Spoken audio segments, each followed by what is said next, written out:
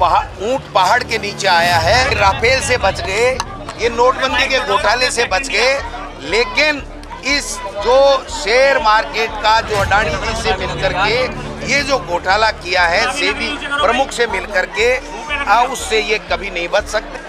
इनके घुटने टिका के रहेंगे, इनके घोटालों को उजागर करके रहेंगे, इनको जेलों में भेज करके रहेंगे, इनको सत्ता से हटा के रहेंगे। जेपीसी की मांग को लेकर कांग्रेस ने आज विरोध प्रदर्शन किया ईडी मुख्यालय पर, और जेपीसी की मांग इसलिए कर रहे हैं कि उन्होंने कहा है कि अडानी ने महा घोटाला किया है, उसी को लेकर जेपीसी की मांग है।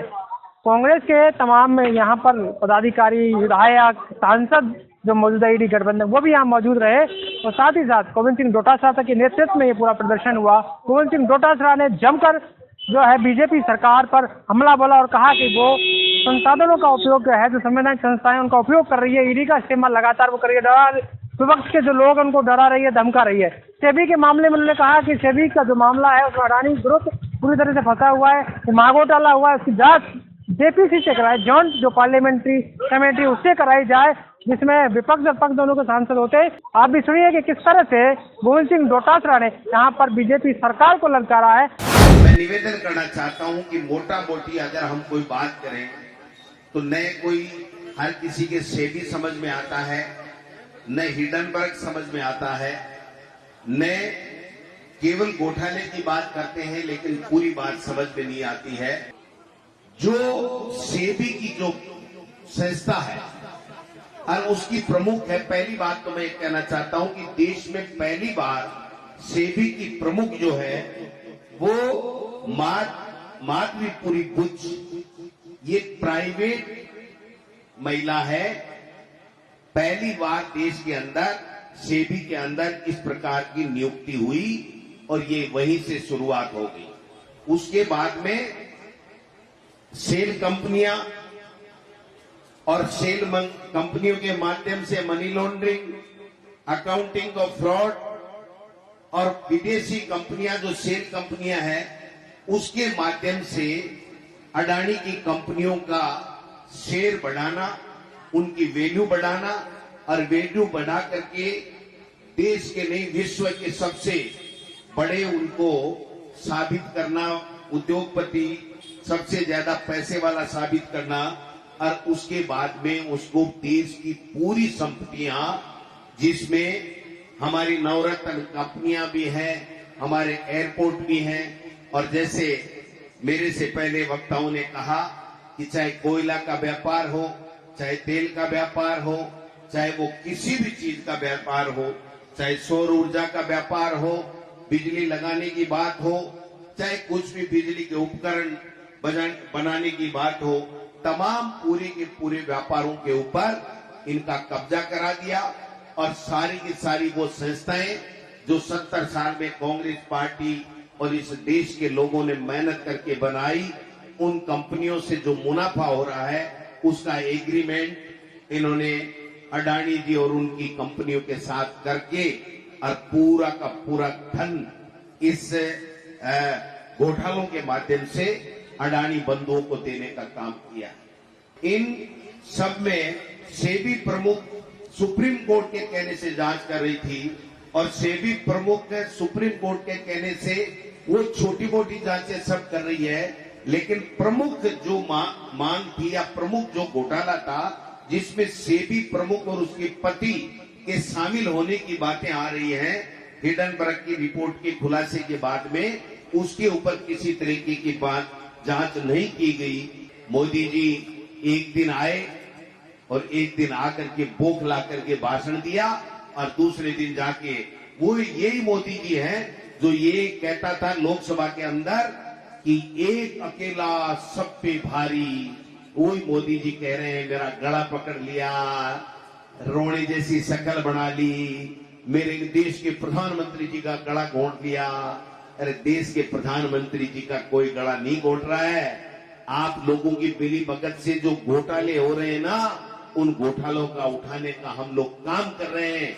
और हिंदुस्तान की पार्लियामेंट में और राज्यसभा में जब इनके नाक में हमारे एमपी ने दम कर दिया, हमारे नेता प्रतिपक्ष ने, तो इनके पास में एक ही रास्ता बचा, संवैधानिक पोस्ट पर बैठे हुए लोकसभा के स्पीकर और राज्यसभा के हमारे उपराष्ट्रपति जी, इन दोनों का बेजा इस्तेमाल करते हुए माइक बंद करने तक की नौबत इन लोगों के आ गई है।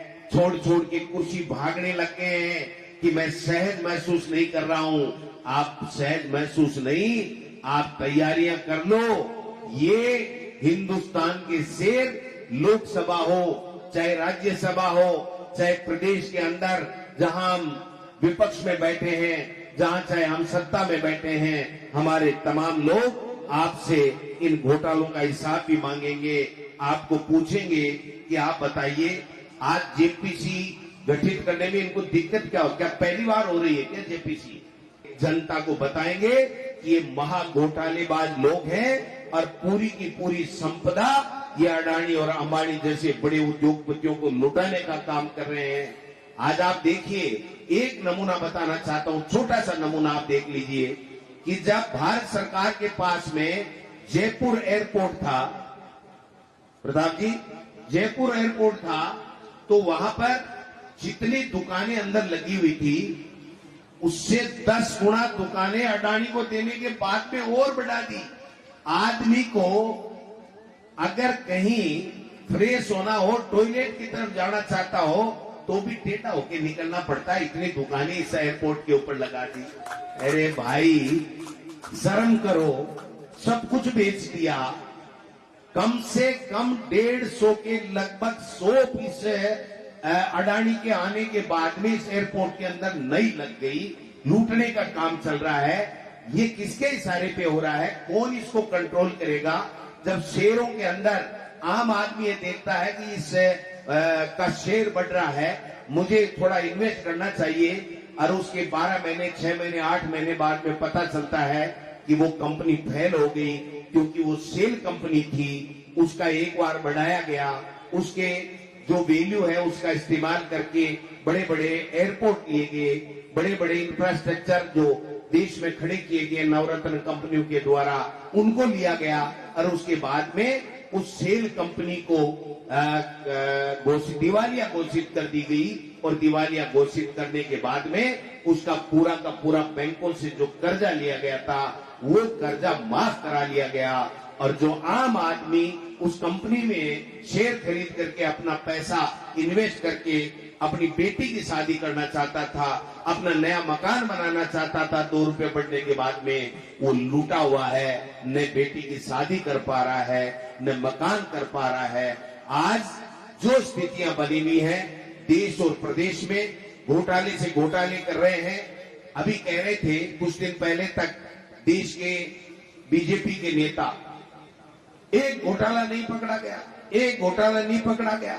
अरे एक हो तो पकड़ दे, आपने तो हजारों घोटाले कर लिए, कितने पकड़े? आप तो इतने बेशर्म लोग हो कि उसको मानते ही नहीं हो, कोई जांच ही नहीं कराते हो, और जहां जांच कराते हो और जिसको जांच सौंपी गई उसी में आपकी हिस्सेदारी है। सेबी के प्रमुख और उसके पति की उन कंपनियों में हिस्सेदारी है, तो फिर जांच करेगा कौन?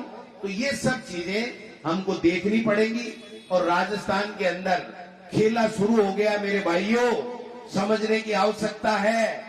अगला जो विधानसभा का सत्र आएगा उसमें देखना इनके भ्रष्टाचार का जो नग्गा नाच इस 9 महीने से भारतीय जनता पार्टी की सरकार कर रही है, उसका चीरहरण करने का काम हमारे एमएलए सब टीकाराम जूली जी के नेतृत्व में करने वाले हैं।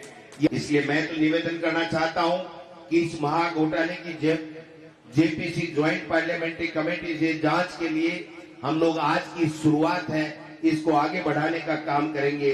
घोटाले में सेबी की गंभीर कमियां उजागर करके तत्काल उनके खिलाफ कार्रवाई करके उनको इस्तीफा दिलाने के लिए मजबूर करें, केंद्र की सरकार उनका इस्तीफा ले, इसकी मांग भी करेंगे।